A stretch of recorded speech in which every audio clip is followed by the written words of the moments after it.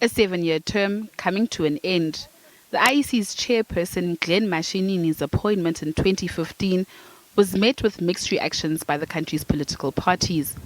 His position as former advisor to then-President Jacob Zuma raised concerns regarding his impartiality as the head of the Chapter 9 institution at the center of South Africa's electoral democracy.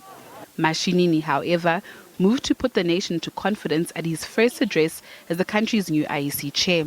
The link to the president is that that's been one of my previous roles and responsibilities professionally.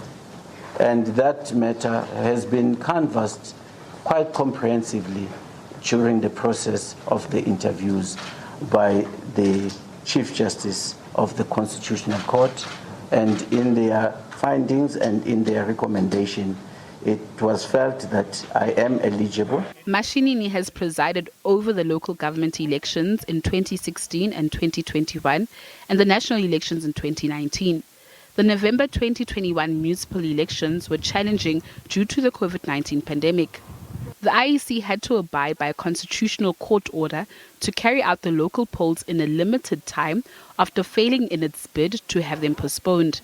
Now, a new era is at hand, with a new captain set to take the helm of the Electoral Commission. Whoever the next chairperson of the IEC is, their reputation speaks to a large extent to the credibility of the IEC and how we can continue to trust it as an institution that has been placed there to maintain the elections in terms of them being free and fair.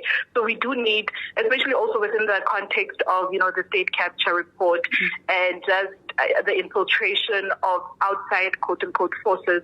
The process to appoint Mashinini's successor is a vigorous one, which is already underway. Public nominations for candidates closed on the 18th of February. Following the nominations, a panel led by the Chief Justice and consisting of representatives from other Chapter 9 institutions, including the Public Protector's Office, the Human Rights Commission, and the Commission for Gender Equality, will interview prospective candidates with the aim of shortlisting them. These names will then be sent to Parliament's Home Affairs Committee. It will then be up to the National Assembly to elect a candidate and send a recommendation to the President for appointment. While it is a very cumbersome process, I think that it is very important, especially because one of the responsibilities of the panel is actually transparency, it is open and openness as well.